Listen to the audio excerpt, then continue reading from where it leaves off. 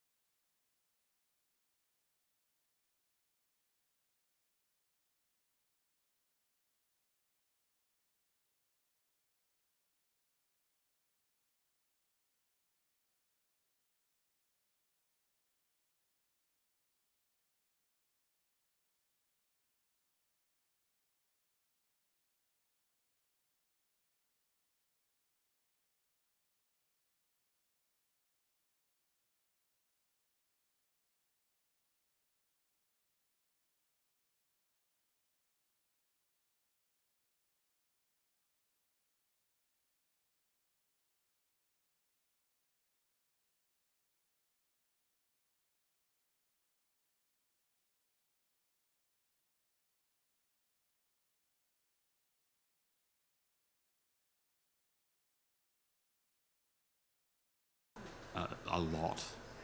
There was one stage where I was going up and down 4 days a week to a place down in Ultimo, and so that was a thrill.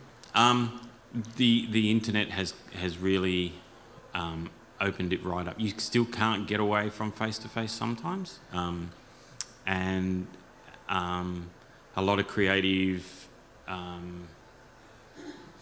certain sectors of creative industries, they really want to meet you and know what's going on and things like that. But once you've kind of got that contact going and you've had that initial meeting and things like that, you can certainly do a lot of it long distance.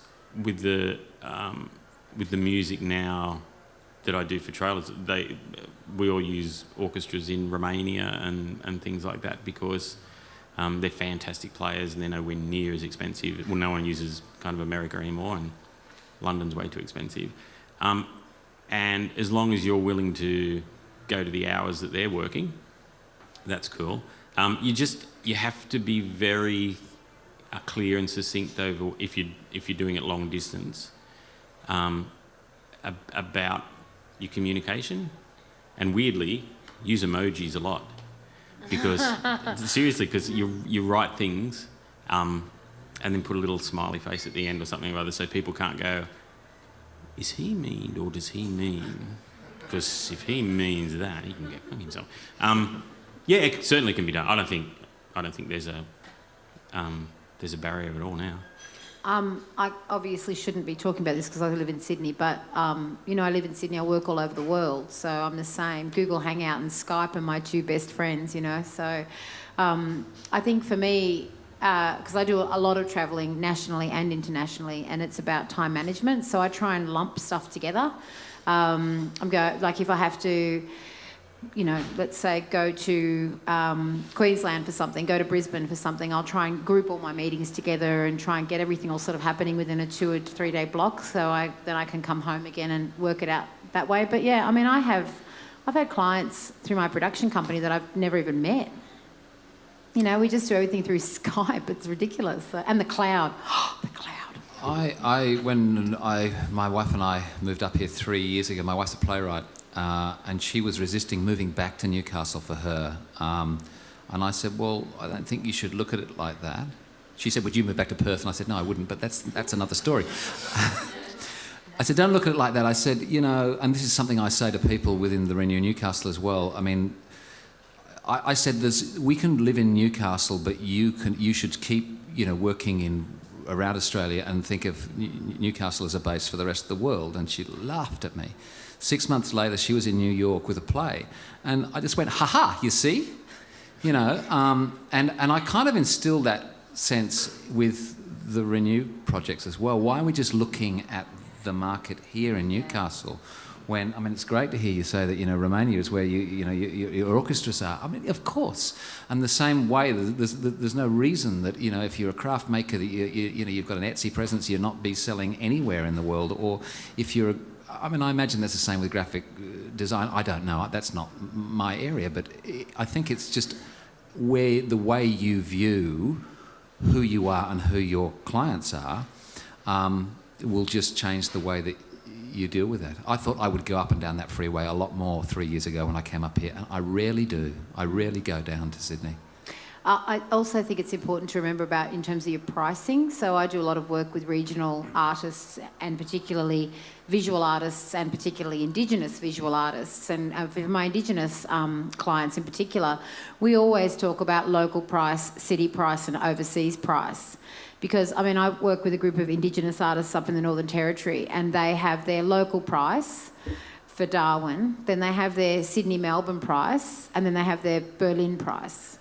And it's the same work, it's the same quality, it's the same degree of beauty, but they've just figured out that it's different marketplaces allow for different things. So again, particularly as a graphic designer, you're not shipping anything in a box.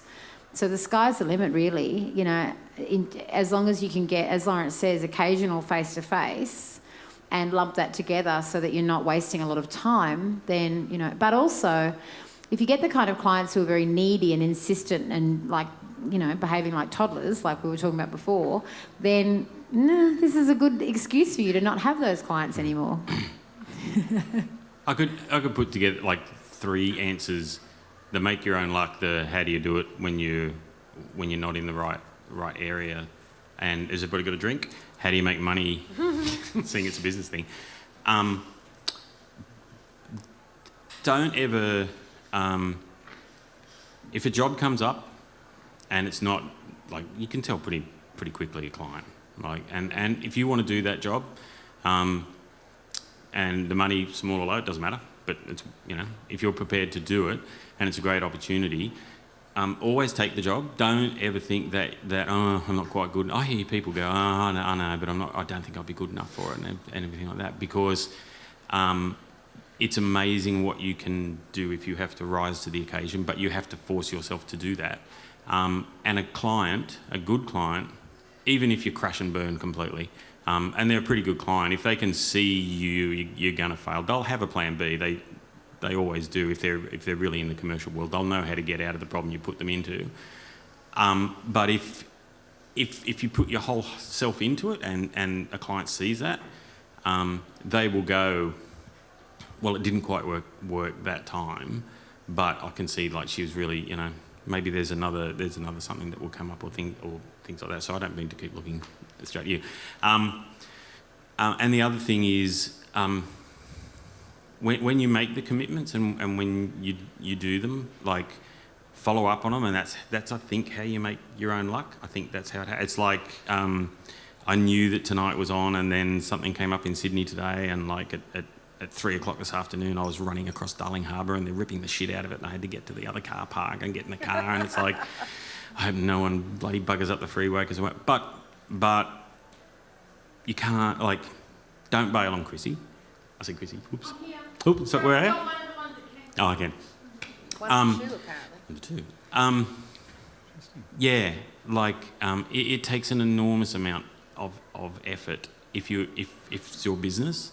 But if it's your business, you try and get it all done. And if you've tried your best to get it done, it'll either be fantastic, spectacular success, or maybe you've learned a lot of lessons out of it and you'll move on, but you'll keep going, I think.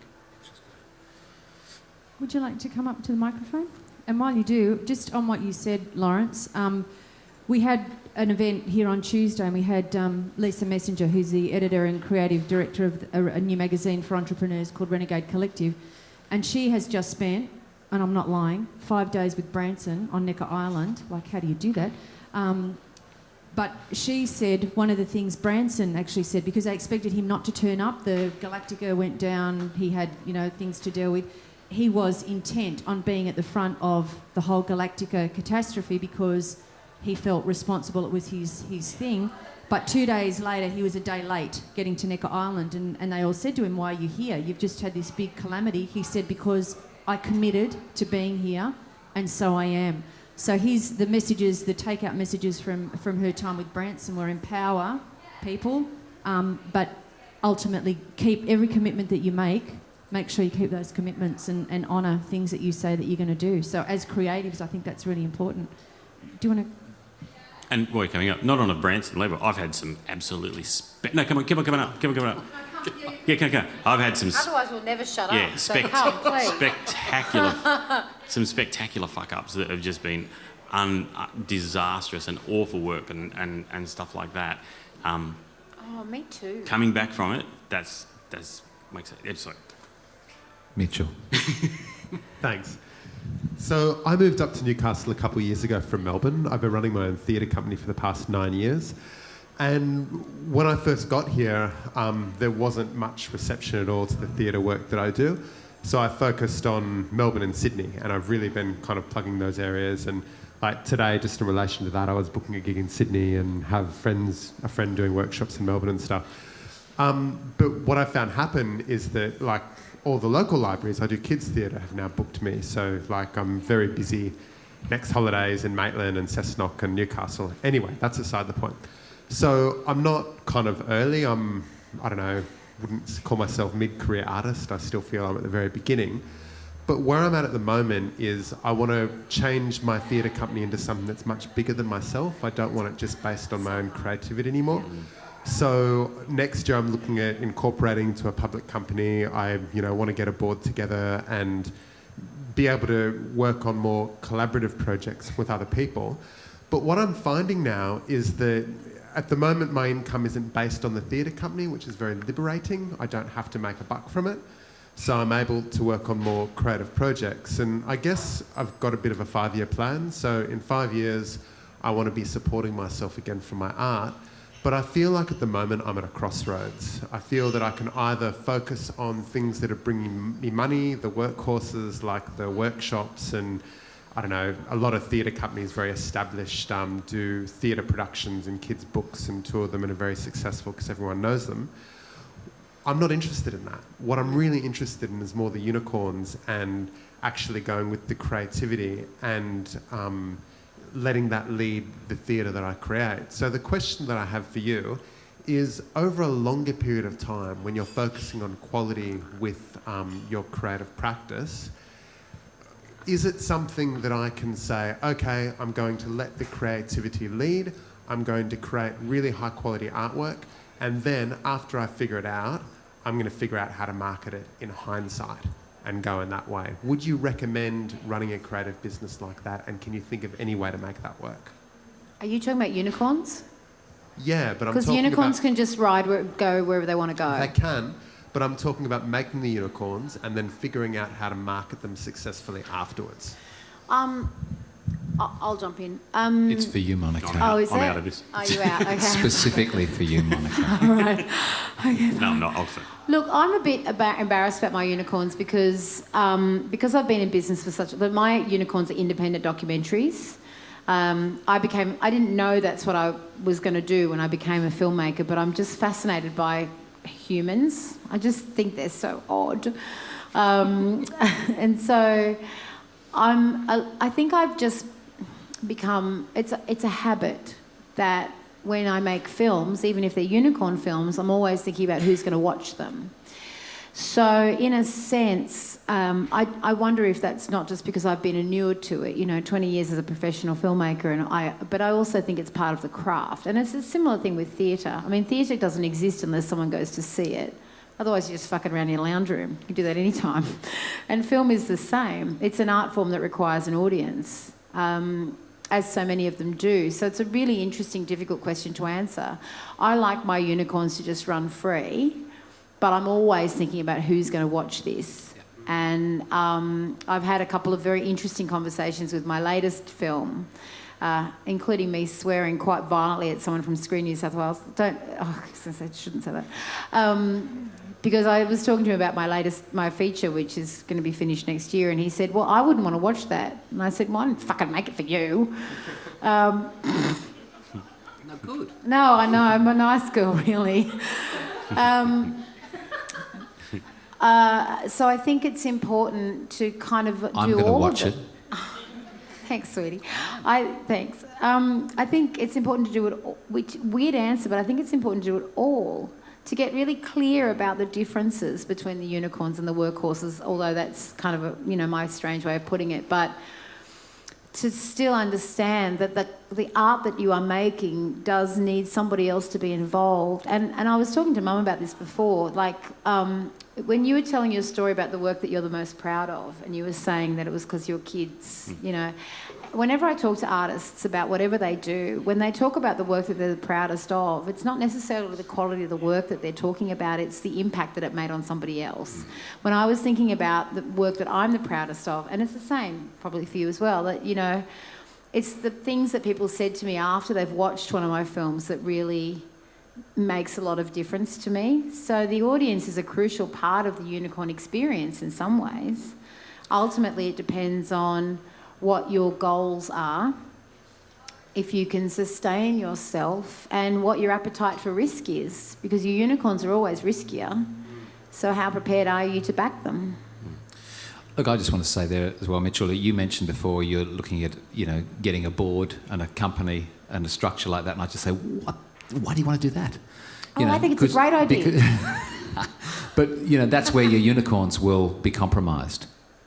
Oh, I disagree Well, violently. actually, hang on. And so I have to say, my last experience working with the board was not a successful one at all. I probably failed quite miserably. However, I was on that board. He was wonderful though. Since then, I love being in Newcastle.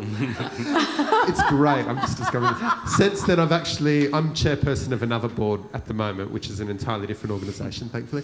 But anyway, I have found that working with people that I can connect with creatively gives more power and more emphasis to things. And my idea of getting a board together, I mean, it's the structure that arts are in to be funded by government in Australia. That's one of the main reasons to go about and doing it. The other reason is to have creative people that are passionate about the same things that I am, that I can collaborate with, and me understanding that as an artist, I can go about this far, but working with other people, you know, the sky's literally the limit. So that's kind of the journey that I'm wanting to go on. Just hearing the word board as well. And that's OARD, Yeah. Lawrence, not... But also, you can be a company without needing a board. Yeah. It's the difference between being a company and a non-profit organisation. Not for profit. Yeah, is the not for one profit I've used. incorporated. Yeah, okay. My biggest thing with your unicorns versus your workhorses, and like I said, I deal in workhorses. That's what I do, and my workhorses are kind of unicorns. So, but it's not always happy chappies, and there is many a time that I sulk around and do the dirt kicking, and I never get to do anything I like to fucking do. Can I just add here that as a carpenter, a workhorse is two things that you rest the... It is. Yeah. That's very meaningful. It's very good, isn't it? You know. So what scares me a little bit when you say, I think collaboration, I totally get where you're coming from there, but if you formalise it, and then you get to a creative point where you don't all agree, you kind of have to all agree because it's a board.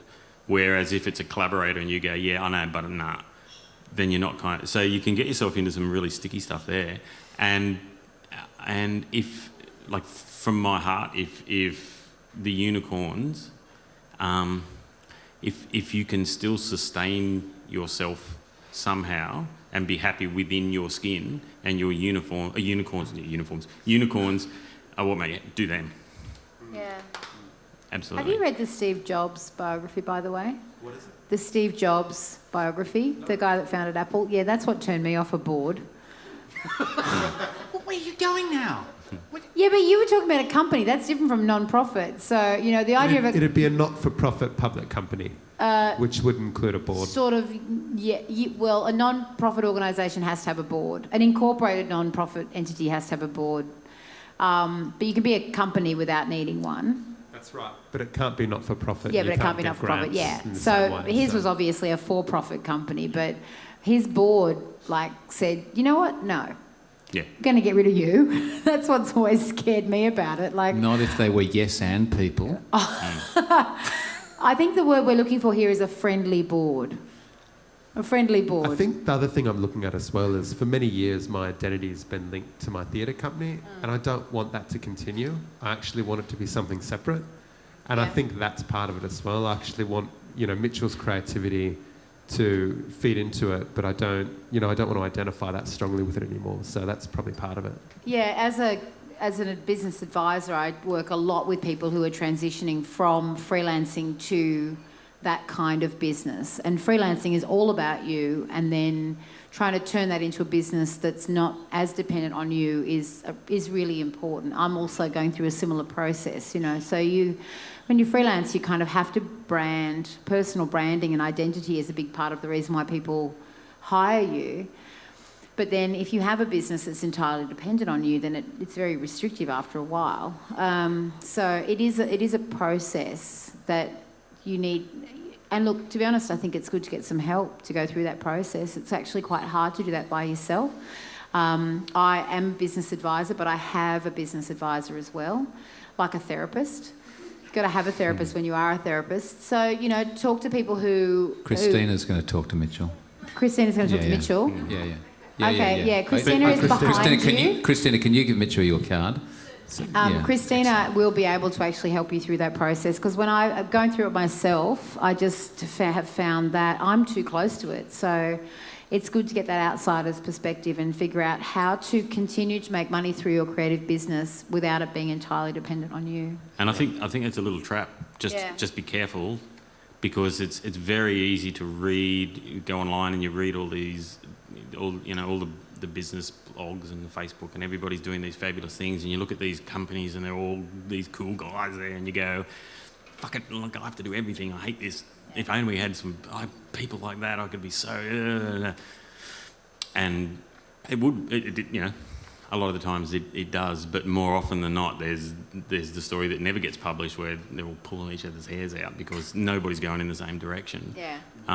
And creative is the worst possible thing that you could possibly do that, because as soon as you take money off the table, you've got totally different agendas, So...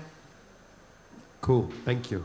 Thanks for the question. God, we can go on, can't we? We could just go God, we on can and go on. and on. We're We have 3 repressed. questions. We can make 3 questions like 3 hours. See, this And comes another from- thing. Okay. Yes, and... We've probably got time for one more question. Does anyone have anything they would like to ask? Last, final, walk out with a bang.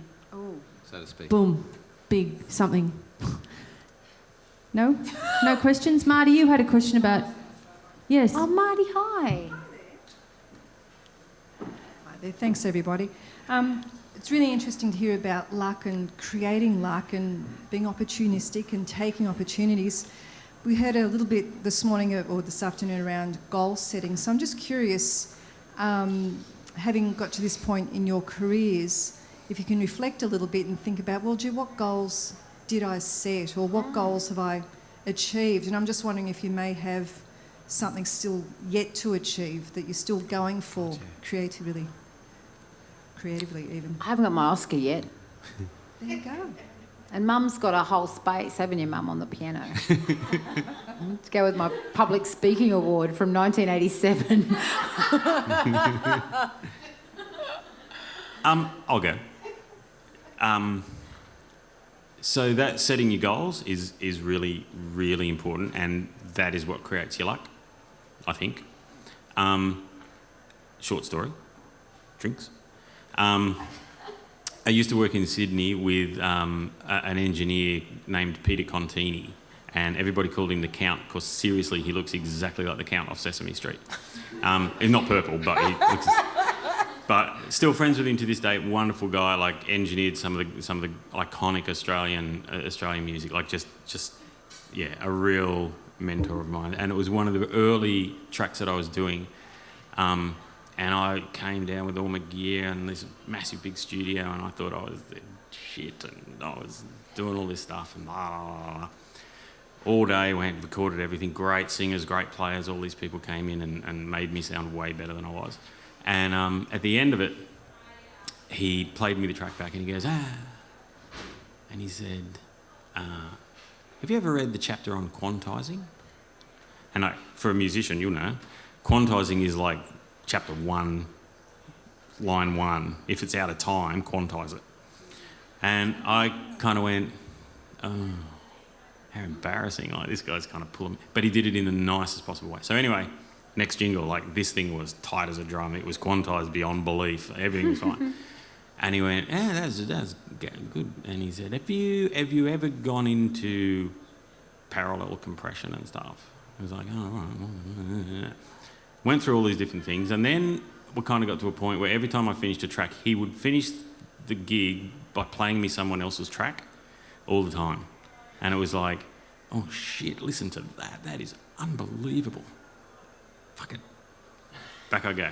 Come down again. Have another one. You go, that's great, Larry. Yeah. Should hear this thing we did for Idris. It was great. I played this thing. And I did this one track. Darryl Braithwaite was the vocalist. It was a big track, a whole big thing. And I'll never forget, he played the track, stopped it. It's good, Larry. And I was like, on the way home, I was like, nailed it! Finally. Fuck me, no one else. But it forced me to work and improve and learn, and if I needed that piece of gear, I would just and magically someone would lend it to me or give it to me, or I'd get another gig and I'd put the money into doing that and doing that kind of stuff. So setting goals is a really, you don't just aimlessly wander through picking up work. No. Think where you'd like to go, and dream as big as you want to go, because it's all stepping stones to getting there. What he said, that's great. That's great, I know. Go on. Wow. I talked about goals all afternoon. I know you did. You know. Well, it's funny, because goals. Look, I've just taken on a role that I see as probably in 5-year lots, because I think that's probably a good way to look at making a mark and building a community and leaving a legacy. But I think I probably need to, know what the next... I don't know what the next thing will be after that, and I don't really want to think too much about that. But one of the things that I have enjoyed in my career is the constant reinvention. Yes, there have been goals. When I turned, 15 years ago and said I'd like to produce, and even though I got rejected at the time, I still pursued that, and I think I did that. And yes, I will continue to do that. What comes after Renew Newcastle, I don't know, and I don't need to know at the moment. But I'm not. I don't want to be stagnant, and I think that's the thing. It will be. I think one of the things that frustrates me is people who, and I'm someone who works from the bottom up rather than the top down model. But what I've witnessed is this need to sort of move as quick as possible to middle management and then sort of sit there, and we've got these structures of organisations that are ballooned out in the middle where nothing happens, and that's the yes but culture, because it's sort of about protecting where you are, your patch, and not being accountable but not allowing anything to happen. I don't want that to happen, so I do want to keep moving. So in terms of goals, I'm not sure what that is. I'm almost tempted to say civic life, but no, I don't think so. Maybe, who knows, in 5 years' time. I remember my father saying to me when I was about 23, he said, "We're a bit worried about you. You're a bit of a drifter." He doesn't say that now. I think I think that's shifted a bit. But just to come back to what you were saying there, Lawrence, yes, I do think there needs to be goals, and I am aspirational, but I don't know if I could define what that is necessarily. It's about balancing the being in the moment, being now, today, with accepting what might be there tomorrow. Tolkien said, "Not all who wander are lost." You should have said that to your dad. A really dear, wise friend of mine, we were talking about goals and ambition and that sort of thing, and he once said to me, he grew up in the country, and he said, "I only look behind me to check that the gate's shut." And I think that really sums it up for me. I'm really, really ambitious, and I always have been, and I have to force myself to stop every so often and have a look behind me and just see the goals that I've achieved, and remember to be inside that moment and have that bit where I go, "Fuck, look what I did. Jeez, that's... Okay, on we go." A little minute just to say, wow. But also, I think for me it's always really blurry. I have professional goals, I have creative goals, I have personal goals. And I always keep looking ahead. So I think it is really important to not only have goals, but, as you've asked us, is to reflect back. Just before I turned 40, which hasn't happened yet, I was bitching about it to my friend Rodney, who just says it like it is. And I said, turning 40, like this was in the future.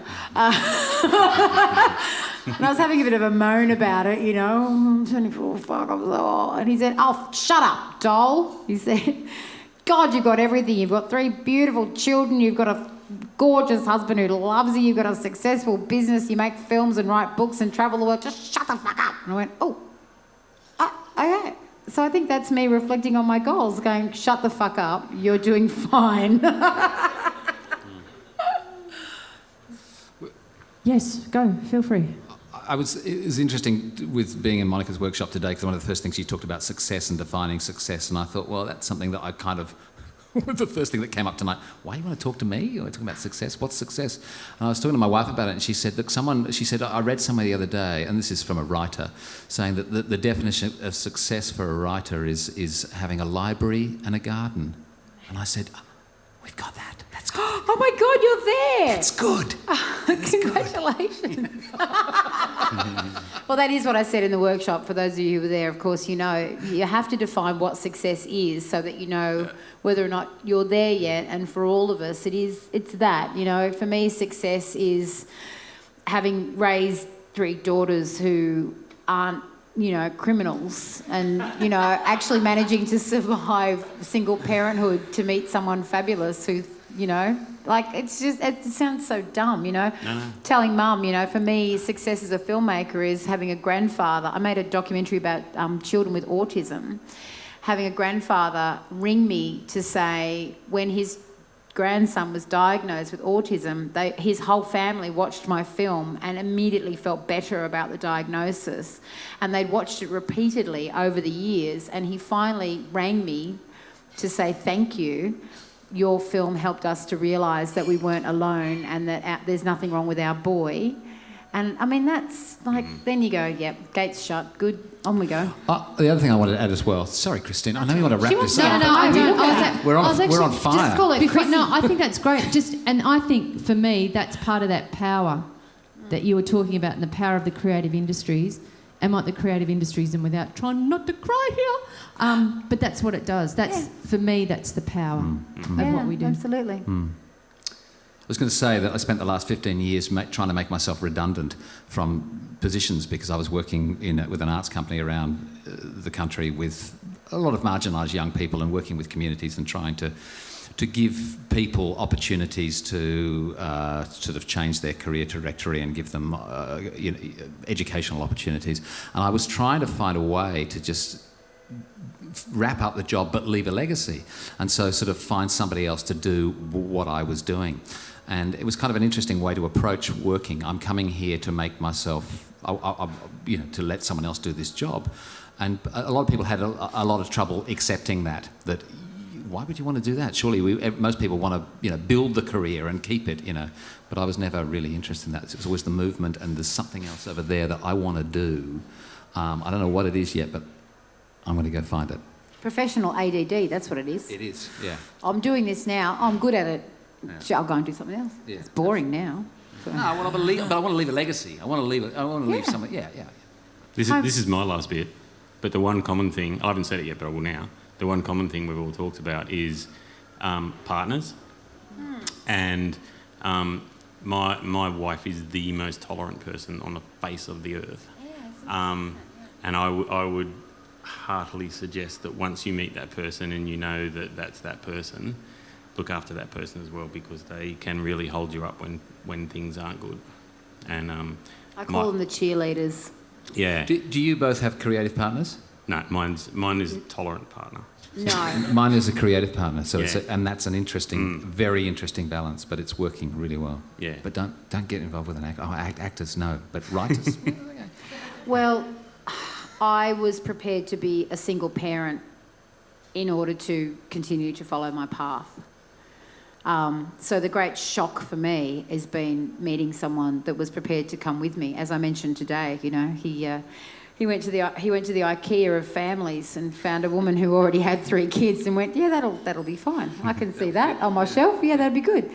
And it's just, it is extra. It doesn't have to be a partner, although it does help. But just any family, friends, lover, anyone who just looks at you and sees you for who you really are in your jammies, having a cry because it's been a really bad day, and looks at you and says, I completely believe in you and you can do this. just have a cry and get back. That it changes everything. And it doesn't have to be, a romantic relationship. It can be your mum. Oh, because she's right there. I think we should actually clap your mum. Yeah, come on, mum. Yeah. Lawrence, I wanted to say, did you bagged your mum out at the beginning, but you did. Oh, big time. no. You did. Mum's Okay, a I just want the talent clarification on that. No. Good. Okay. No. Is she here? No, she's not. Oh, No. But she's watching. it's Newcastle. Newcastle's a pretty small place. You will find out. She'll be watching us. Okay. If there's no more questions, we've gone way over time, but who cares? It's been fantastic. On behalf of this wonderful collaboration that is Smart Arts, that is between Newcastle City Council, Marty, Justine from Octapod, Chris, Renew, and Steve Waite up there, who I can't see because the lights are shining in my face, from the Business Centre. So this is the first of 3 planned workshops. We plan to do another 2 in the early bit of next year. Hope you will come along and support those. And so there's 2 more workshops planned, 2 more spotlight sessions planned, and then we're in the hands of the funding gods. So we'll be very opportunistic and very optimistic, and know that money's going to fall from the sky. Yes, Marty, Justine, yes. Okay, so otherwise we're going for philanthropy.